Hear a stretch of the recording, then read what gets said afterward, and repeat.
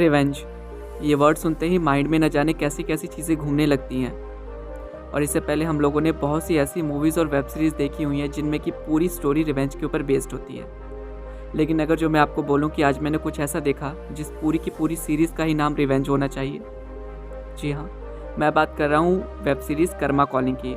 Disney plus Hotstar पे ये movie अभी रिसेंटली ही रिलीज़ हुई है और वाकई में पूरी की पूरी वेब सीरीज़ अपने आप में ही सस्पेंस और थ्रिल से भरी हुई है, जिसमें कि आपको सिर्फ धोखे और बदले की कहानी ही दिखाई जाएगी। जी हाँ, मुंबई से 19 किलोमीटर दूर एक जगह है जिसका नाम है अलीबाग, जहाँ पे शहर की सारी रईस फैमिली रहती है और इसी ही रईस फैमिली के बीच में रहती है कोठारी फैमिली, जो कि इंडिया के सारे बिलियनर्स की भी बिग बॉस है।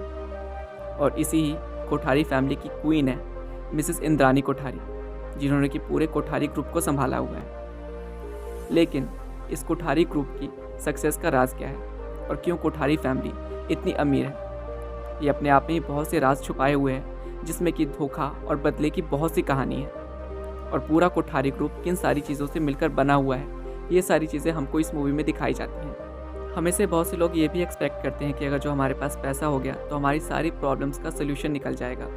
ये भी कि अगर पैसा हो गया तो हमारे पास कोई टेंशन ही नहीं बचेगी और इवन लाइफ एकदम ऐश और मौज के साथ चलेगी। लेकिन ये बिलियनर्स और ये जो मिलियनर्स होते हैं, इनके भी कैसे कैसे राज होते हैं और ये किन सारी चीज़ों को करके इस मुकाम तक पहुँचे हुए होते हैं और इनके राज। और वाकई में बिलियनर्स की भी ज़िंदगी कोई आसान नहीं होती। ये सारी चीज़ें आपको दिखाई जाएंगी इस वेब सीरीज़ में। लेकिन जो सबसे मेन ट्विस्ट एंड टर्न है वो है कर्मा तलवार। जी हाँ, ये नाम आप लोग याद कर लीजिए। ये वो शख्स है जो कि आई है पूरे कोठारी ग्रुप को बर्बाद करने और अपना एक बदला लेने। अब ये बदला किस चीज़ का है ये आपको इस वेब सीरीज़ में दिखाया जाएगा। लेकिन इस बदले की स्टोरी भी काफ़ी यूनिक है।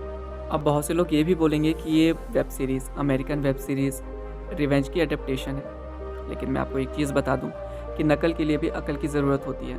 और वाकई में इस वेब सीरीज़ को जिस तरीके से प्रेजेंट किया गया है वो भी इंडियन स्टाइल में, वो अपने आप में ही काबिल तारीफ़ है।